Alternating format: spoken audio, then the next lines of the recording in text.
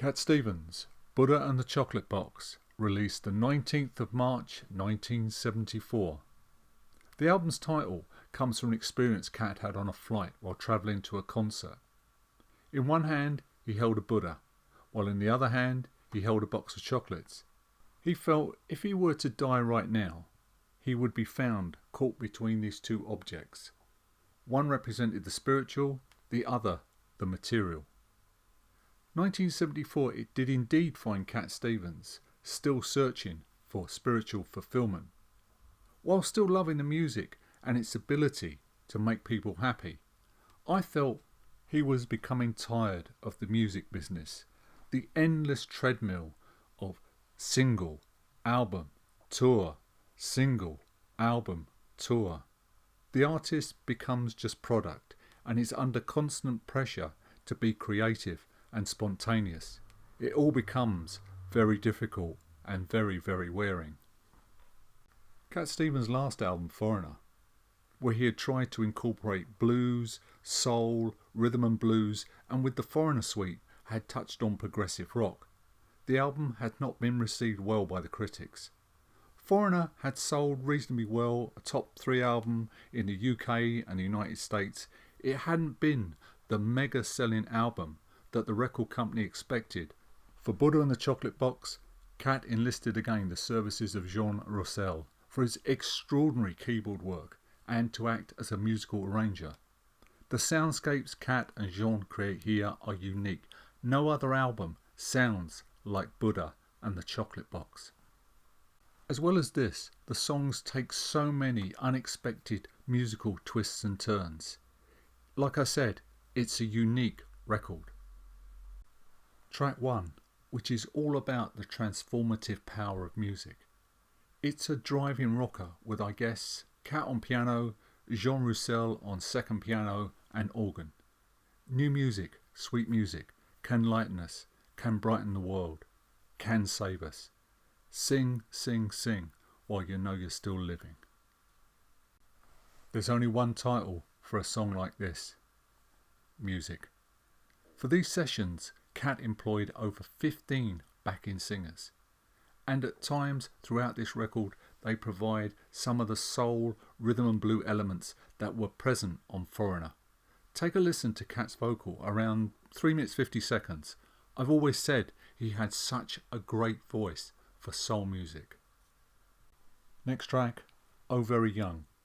When you sing from the heart, when you're trying to convey your emotions, there's always a fine line between coming over a bit false, a bit syrupy, a bit mawkish. For me, Cat never did that. He always sang from his soul, and you knew that he meant and believed in every word he was singing. This song for me is about the impermanence of life. This isn't a rehearsal. We are only dancing on this earth for a short time. But when you are young, very young, it seems life will go on forever. A few people over the years have mentioned that they think Cat references Buddy Holly on this track with the Words of Love line, Words of Love being a Buddy Holly song, and another guy, another great musician who was taken from us far too early. All the musicians on this track are just superb. It's piano, acoustic guitar, string bass, even a balalaika. But it's Suzanne Lynch whose soaring, haunting vocal at 1 minute 47 seconds takes the song to another level. Oh Very Young was a top 10 single in the United States. Sun, C79 seems like two completely unconnected songs spliced together.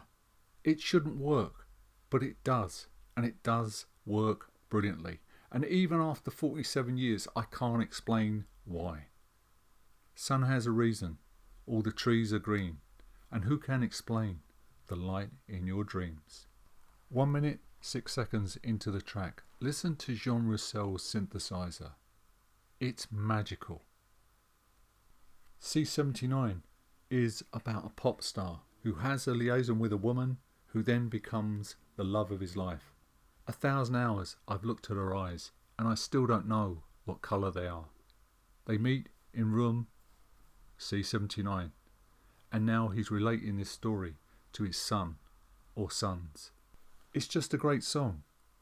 Atmospheric, powerful, and very, very beautiful. And if you listen carefully, there's some great rhythm guitar played on acoustic. People often forget that at his peak in the 1970s, Cat Stevens was also considered a great acoustic guitar player. Next up, Ghost Town. Probably the closest Cat got to country music back in his heyday, with its honky-tonk piano, pedal steel, harmonica and bouncing bass lines. It's a fun song about who you might meet in the afterlife. The Marx Brothers, Buster Keaton, Anne Boleyn, but notice the fast, funky end to the piece that kicks in around 2 minutes 40 seconds.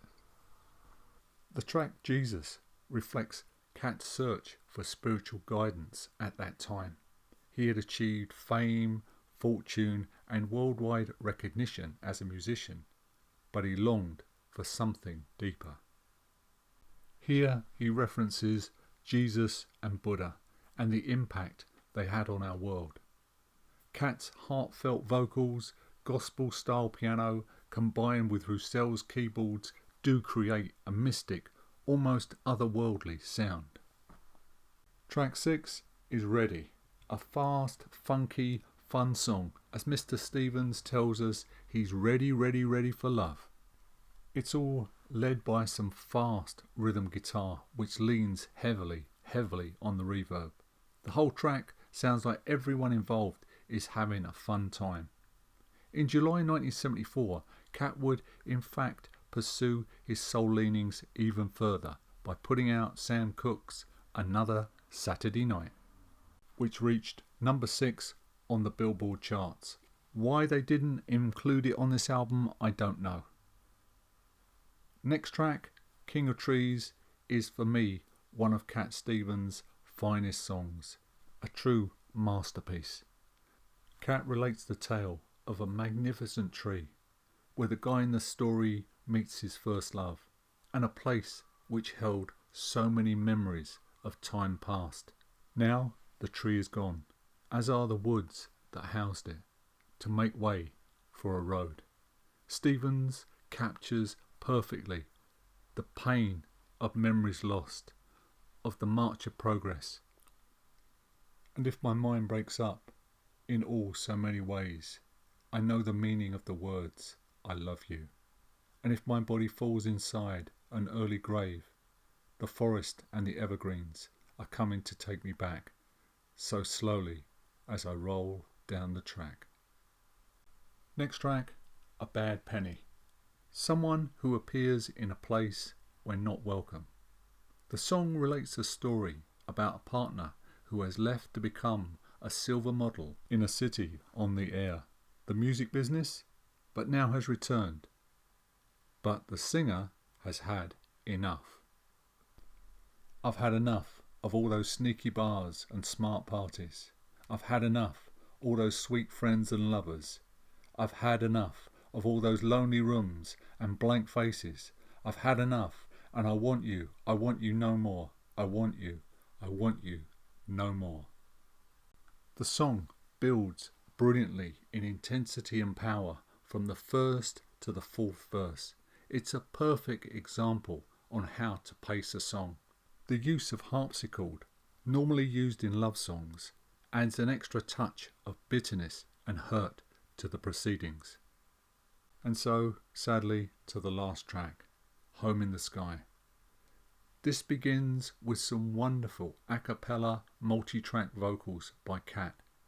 At first listen, you might think that this is a song about death, but listen again. I believe it's Cat longing for spiritual fulfillment, to be enlightened, but how to do that in the world of stardom that he inhabits. It's the battle to reconcile all the parts of his life. Little did we know that in a few short years that it would be music that Cat Stevens walked away from. Home in the Sky is pretty much Cat on piano and vocals with just minor embellishments from the other musicians. And that's it. Buddha and the Chocolate Box is a very short album, clocking in at 32 minutes 16 seconds. I hope one day we get an expanded edition with some outtakes. That would be amazing. And as I said earlier, nothing sounds quite like this album. It was a worldwide hit, and I guess that pleased the record company. But it often gets overlooked when people talk about Cat Stevens' career. One last note, linking some of the tracks are some little interludes of Asian, Japanese, Chinese music, which adds to the album's otherworldly feel.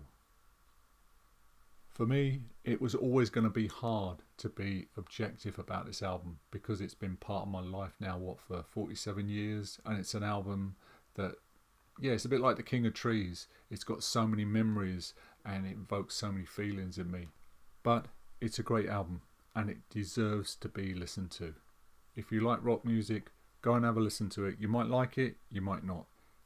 I'd love to hear your comments. Please put them in the comment section below the video. Take care, stay well, look after yourselves, and I'll see you in the next video.